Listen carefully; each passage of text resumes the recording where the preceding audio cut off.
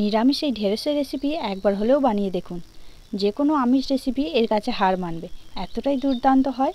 তাহলে চলুন আজকে এই ঢেঁড়সের রেসিপিটা আপনাদের সঙ্গে সুন্দরভাবে শেয়ার করে নিই।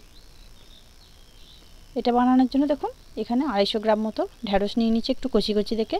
খুব ভালো করে এটা প্রথমে একটু ধুয়ে নিয়েছি, এইভাবে মাঝখান থেকে একটু চিড়ে নিয়েছি, যাতে ভেতরে যদি কোনো পোকা থাকে তাহলে সেটা ভালোভাবে বোঝা যাবে।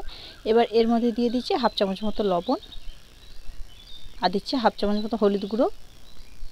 দিয়ে খুব ভালো করে এটাকে ঢেঁড়সের সাথে হলুদ আর লবণ দিয়ে ভালোভাবে মিশিয়ে নিচ্ছি। এইভাবে হলুদ আর লবণ দিয়ে ঢেঁড়সটাকে মাখিয়ে নিয়ে ভাজবেন, তাহলে কিন্তু এটা খেতে খুব ভালো লাগে। খুব ভালোভাবে মাখিয়ে নিয়েছি।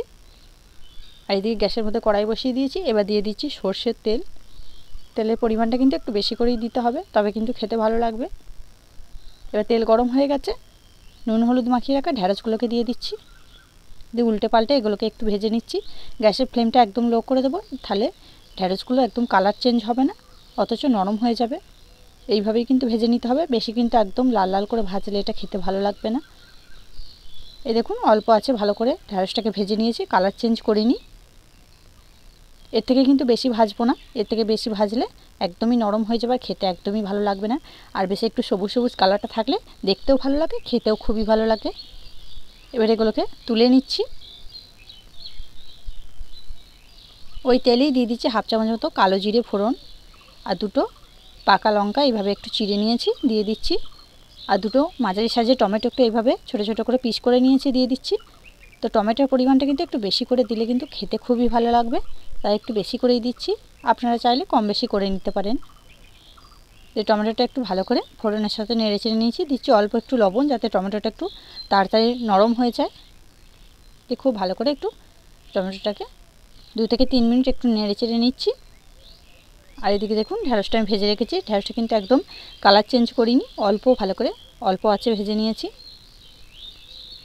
টমেটো ভালো করে নেড়ে চেড়ে নিয়েছি। আর এইদিকে দেখুন 2 চামচ মতো কালো সর্ষে, 2টো কাঁচা লঙ্কা আর 1 চামচ পোস্ত একসাথে বেটে নিয়েছি, সেটাকে দিয়ে দিচ্ছি এখানে। এটা দিয়েও একটু নেড়ে চেড়ে নিচ্ছি।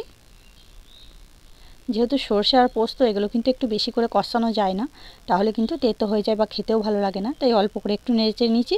আর ওই মশলা ধোয়ারই বাটি একটু জল নিয়ে দিয়ে দিচ্ছি,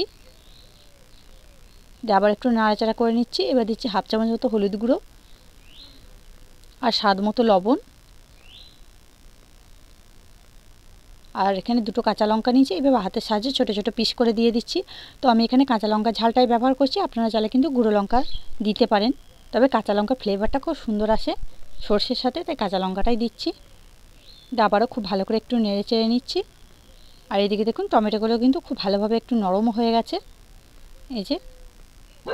তো আরেকটু ফুটিয়ে নিয়ে নরম করে নিচ্ছি এটাকে, যাতে টমেটোগুলো গলে যায়, তাহলে কিন্তু খেতে খুবই ভালো লাগবে। আর কালারটাও দেখুন কত সুন্দর কালারটা এসছে।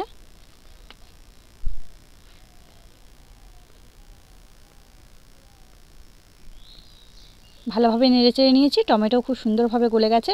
এবার ভেজে রাখা ঢেঁড়সগুলো এর মধ্যে দিয়ে দিচ্ছি।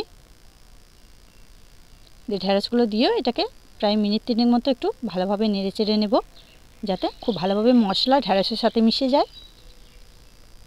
তো এইভাবে যে কোনো নিরামিষ দিনে এই ঢেঁড়সের রেসিপিটা বানিয়ে দেখবেন, একদম দুর্দান্ত হয়, খেতে খুবই ভালো লাগে। গরম গরম ভাতের সাথে তো আর কিছুই লাগবে না যদি এই রেসিপিটা থাকে। এই দেখুন খুব ভালোভাবে আমি ঢেঁড়সটা মশলার সাথে কষিয়ে নিয়েছি। এবার দিয়ে দিচ্ছি জল, জল দিয়েও খুব ভালোভাবে একটু নাড়াচাড়া করে নিচ্ছি। দিয়ে এটাকে কিন্তু আমি চাপা দেবো না, এইভাবেই এটাকে ফুটতে দেবো। যদি চাপা দিই তাহলে কিন্তু ঢেঁড়সের কালারগুলো একদম চেঞ্জ হয়ে যাবে, ভালো লাগবে না খেতে। তাই অল্প আছে একদম ভালো করে এটাকে ফুটিয়ে নেব, তাহলে ঢেঁড়স খুব সুন্দরভাবে নরম হয়ে যাবে। এই দেখুন খুব ভালোভাবে ফুটিয়ে নিয়েছি, ঢেঁড়স কিন্তু খুব সুন্দরভাবে নরম হয়ে গেছে, আর কালারটাও কিন্তু চেঞ্জ হয়নি। এবার এখানে দেখুন আমি ছোটো ছোটো টমেটো নিয়েছি, এখানে গোটা গোটা দিয়ে দিচ্ছি। যেহেতু টমেটোগুলো একটু ছোটো ছোটো নিয়েছি, তাই এগুলোকে আর কেটে দিচ্ছি না, এইভাবে গোটা গোটাই দিয়ে দিচ্ছি। এইভাবে গোটা গোটা দিলে কিন্তু খেতে খুবই ভালো লাগে। তো আপনারা কিন্তু এটা দিতেও পারেন, আবার নাও দিতে পারেন। দিয়ে টমেটোটা দিয়েও প্রায় 2 মিনিট মতো এটাকে একটু ফুটিয়ে নেব, তাহলেই এটা কিন্তু একদম খাওয়ার মতো তৈরি হয়ে যাবে। আর আপনাদের যদি হাতের কাছে ধনেপাতা থাকে, তাহলে একটু ওপর থেকে ধনেপাতা কুচি ছিটিয়ে দেবেন, তাহলে কিন্তু খুবই ভালো লাগবে খেতে। এই দেখুন খুব ভালোভাবে মিনিট 2 মতো একটু ফুটিয়ে নিয়েছি।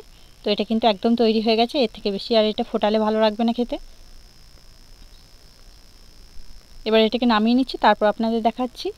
তো এই দেখুন বন্ধুরা, আমার নিরামিষ ঢ্যাঁড়সের রেসিপি একদম তৈরি হয়ে গেছে। আর দেখেই বুঝতে পারছেন কতটা লোভনীয় হয়েছে, খেতেও কিন্তু খুবই সুন্দর। তো আপনারা কিন্তু এইভাবে একবার অবশ্যই বাড়িতে বানিয়ে দেখতে পারেন, খুবই ভালো লাগবে খেতে। তাহলে বন্ধুরা, আজকে আমার এই ঢ্যাঁড়সের রেসিপিটা আপনাদের কাছে কেমন লাগলো সেটা কিন্তু অবশ্যই কমেন্টের মাধ্যমে জানিয়ে দেবেন। দেখে যদি একটু ভালো লেগে থাকে, আপনি যদি নতুন বন্ধু হয়ে থাকেন, একটা লাইক দিয়ে চ্যানেলটিকে সাবস্ক্রাইব করে আমার সাথেই থাকার অনুরোধ রইল। পরবর্তী ভিডিও নোটিফিকেশনগুলো যাতে সহজেই পেতে পারেন, তার জন্য পাশে থাকা বেল আইকনটি বাজিয়ে অল অপশনটি অন করে দেবেন। পুরনো বন্ধুদের অসংখ্য ধন্যবাদ প্রথম থেকে আমার সাথ দেওয়ার জন্য। তাহলে আজকের মতো এখানে, আবার ফিরে আসছে অন্য কোনো দিন অন্য একটা রেসিপি নিয়ে। ততক্ষণ আপনারা ভালো থাকবেন, সুস্থ থাকবেন। ধন্যবাদ।